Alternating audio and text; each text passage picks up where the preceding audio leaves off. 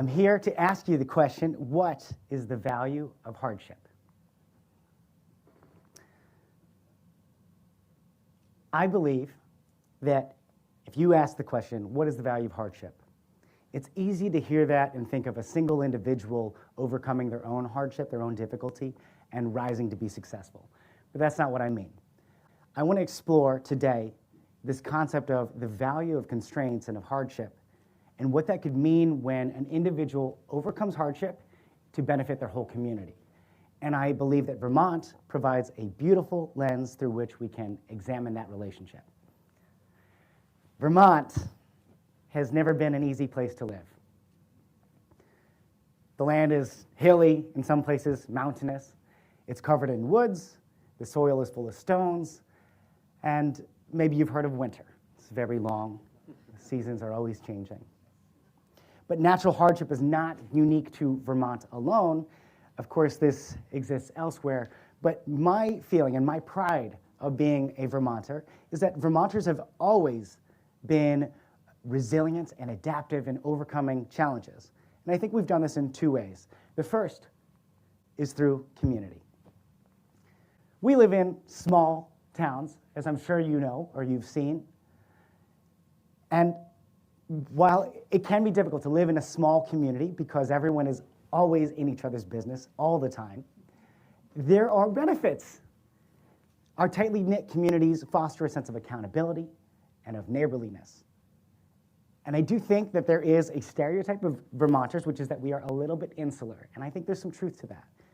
The reason is because on the inside, our communities have a deep sense of trust. You have to earn your way in. Unlike people who live in other states, bigger states, we don't have the ability to live in silos if we wanted, ideological silos. We live in small communities. We are forced to live with and amongst people who have different perspectives. And because of that, we are required then to find ways to work together. If you end up in a snowbank, I will help dig you out. If I end up in a snowbank, hopefully you'll help dig me out too. And hand in hand, we work through our communities to overcome hardship. The second way that we overcome hardship in Vermont is through innovation. Vermont has always punched outside, well, above its weight class. Hopefully not down. Our influence reaches far beyond the borders of our brave little state. So I'd like to show a handful of Vermont innovators and innovations that have touched the world. This is Elijah Otis. He was born in Montpelier. He invented the auto-locking brakes, which made the modern elevator and therefore the skyscraper possible. It's the largest elevator company today in the world. Bill Wilson and Bob Smith co-founded Alcoholics Anonymous. Gardner Blodgett and Charles Orvis respectively invented or improved, let's say, the convection oven and invented the fly reel for fishing. Joseph Smith and Brigham Young were co-founders of the Mormon Church. Ben and Jerry did not invent ice cream, but they invented the concept of a better ice cream, more chunks. And even right here in Woodstock, there are deep roots in the modern ski industry and in the conservation movement. This is Suicide 6, today known as Saskadena 6. It was the first ski lift in America. So I'd like to focus on one innovator specifically, John Deere, the tractor guy. John Deere was born in Rutland, half hour away. I'm not sure which way in this dark room, but John Deere was born in Rutland, about a half hour away from here. And he studied in Burlington. He apprenticed as a blacksmith in Middlebury, and then he moved to the Midwest, where he invented his famous steel moldboard plow. And it is that plow that kicked off everything that is now John Deere, the company today. And I ask you this, is it any wonder that the man who invented the plow that broke the plains grew up in a hard scrabble place like Vermont? But yet today, even with all the trappings and the benefits of modern technology and conveniences, we still face natural hardship here in Vermont. Two poignant examples include a late frost in May and historic flooding in July. Both events wreaked havoc on homes, on businesses, and on farms all across Vermont. And we are still, today, I mean, they both happened this year, but today, still in the throes of recovery. Vermont is simply not an easy place to live. The challenges never disappear. They may go away for a bit, but they change form, and they always keep coming back. I want to focus in on a challenge within an industry that I care, a topic that I care a lot about, which is food and agriculture. Vermont is an agricultural state. Modern farming, which is empowered largely by the John Deere plow and everything that has come after that, has enabled farmers to be vastly more productive than they ever have been. And yet, today, here in Vermont, which is an agricultural state, a third of our households face food insecurity. So you think about that. In an agricultural state, a third of our households face food insecurity. In my understanding, one of the key drivers of this problem is that it is difficult for our local businesses, our small businesses, to produce and provide food affordably. And so I'd like to tell you the stories of two different sets of Vermonters who I think are modern-day parallels to John Deere, who are innovating to address this problem in service and in benefit of their communities. The first, Blair Marvin and Andrew Hain. Blair Marvin and Andrew live in Elmore, which is a beautiful little town north of here. It's near Morrisville and Stowe. About 20 years ago, they got really interested in the provenance of our wheat. They say, we care about our chocolate, we care about our coffee, we care about our hops. All these things people care deeply about the provenance of, but we don't, for some reason, some mysterious reason, we don't think that much about where our grains come from. And the thing is, the truth is, the ugly truth of our grain production in America right now is that it's done, by and large, in gigantic monocultural operations, which are very far away from Vermont. So Blair and Andrew set about to solve this. They built this custom bakery right at their home in Elmore, and they launched Elmore Mountain Bread. And their mission here was to use bread, which they thought was an accessible but a powerful way to connect local consumers with grain being grown by local farmers right here in Vermont. Of course, as soon as they did this, they realized that what they were going to have to solve was milling, because just as all the grain is produced at this national industrial level, all the grain is milled at that same national industrial level. So what do? Obviously, they weren't going to be able to use those milling facilities for local grains. So what did they do? Well, they innovated.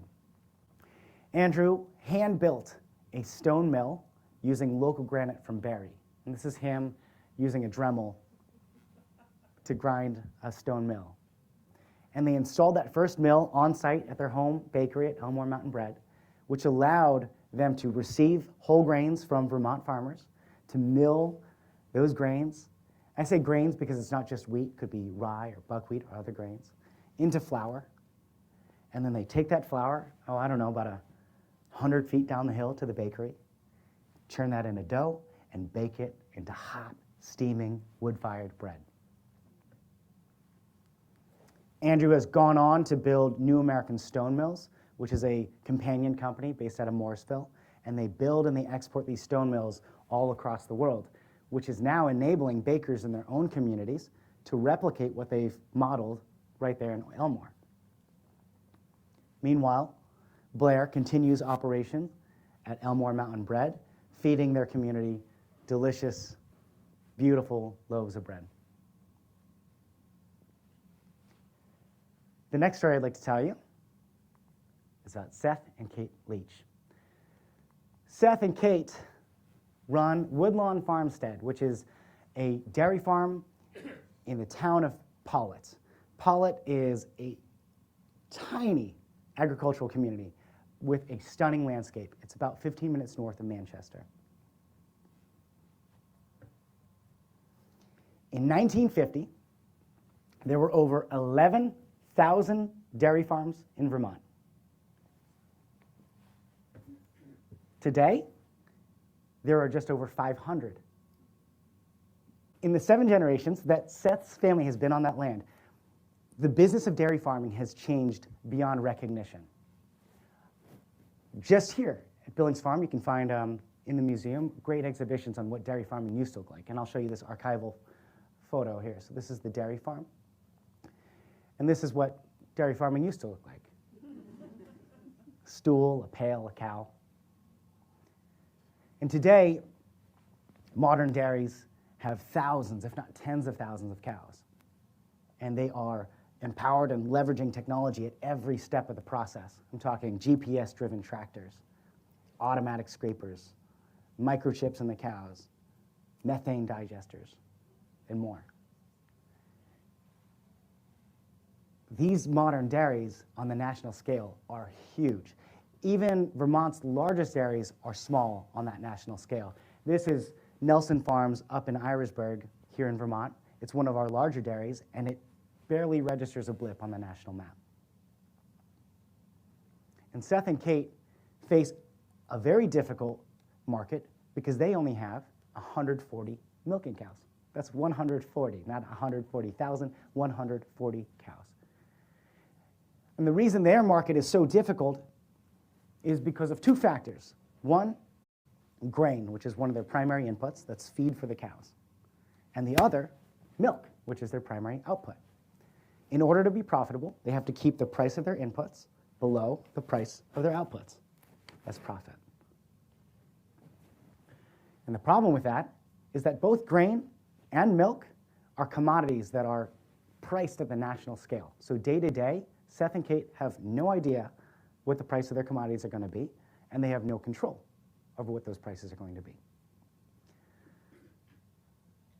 So they live at the whims of the market, and as a result, small dairy farms have been battered. To survive, Seth and Kate have begun innovating. They've started growing corn on their own land, and it's extra work because it's not just producing milk, but it does help them stabilize the price of their inputs, feeding their cows. And to stabilize the output, which is their milk, they've partnered with cheesemakers. Cheese is a specialty food product, so it has a much more stable market. This allows cheesemakers like Crowley Cheese and Plymouth Cheese to pay a better price and a more reliable price to dairy farms like Woodlawn Farmstead. And actually, for those of you here today, you'll be able to try Plymouth Cheese this afternoon. They produce it just around the corner, about 20 minutes away. Now, it is unclear whether or not this model of vertically integrating at the local level is going to really be a sustainable model to keep dairy farms in business, to keep the land in working use, to keep the soil in process of being regenerated through these ecologically friendly and mindful agricultural practices. But I'm hopeful that Seth and Kate are going to continue working to find solutions to make sure that can happen. I want to return to my original question, what is the value of hardship? I believe that hardship presents a beautiful opportunity for resilient, innovative people to rise up and to solve problems on behalf of their communities. Vermont has always been generous, you could say magnanimous, in the gift of hardship that it showers on its citizens. But people like John Deere, like Blair Marvin, like Andrew Hain, Seth and Kate Leach, to me, are shining examples of the good that can come when we overcome challenging circumstances. Thank you.